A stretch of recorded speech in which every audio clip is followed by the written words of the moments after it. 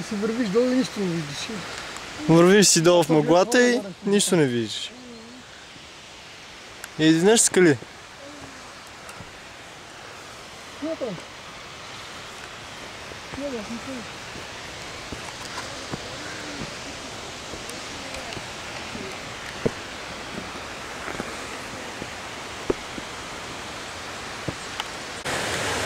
Ето го водопада през мъглата отдалече.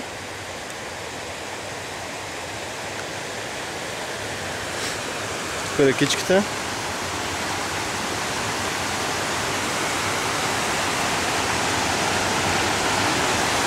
Ето и гледката.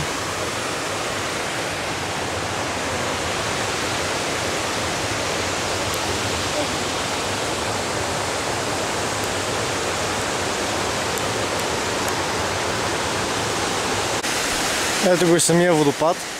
Отблизо. Май най-близкото, до което можем да се приближим.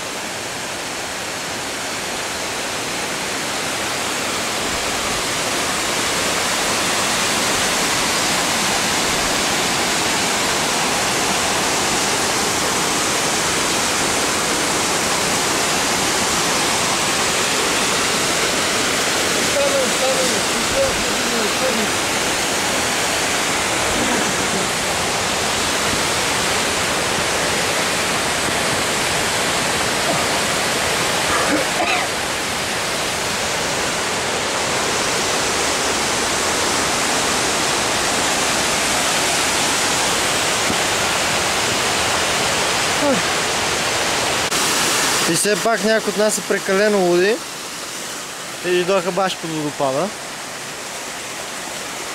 Просто по-нагоре няма как. И мама, да.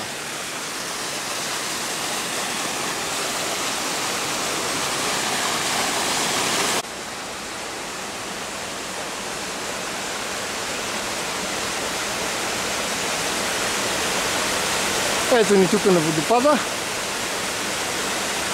В момента снимам помощник оператора. Главният режисьор е на среща. Ето вижте, един път го изловихме и него. Разбирате ли в кадър. Мали ще спи в водопада. Е така, кой прекара с нощи сбирате воловете, това е положението. И така, и тук върхове, и долини. О, и нимфи горски. Я, един брой горска нимфа седи и мисли за бъднините на светът. Аз си намокрих обувките. Той каза, че си намокрил обувките. Е, това е положението. Я, обувките. Не бе, синко, колелата си намокрил обувките си, добре. Ето така пада мъгла. И сега си казва шлюп. И не ме. Айде, и ние с днеска бягаме от мъглата.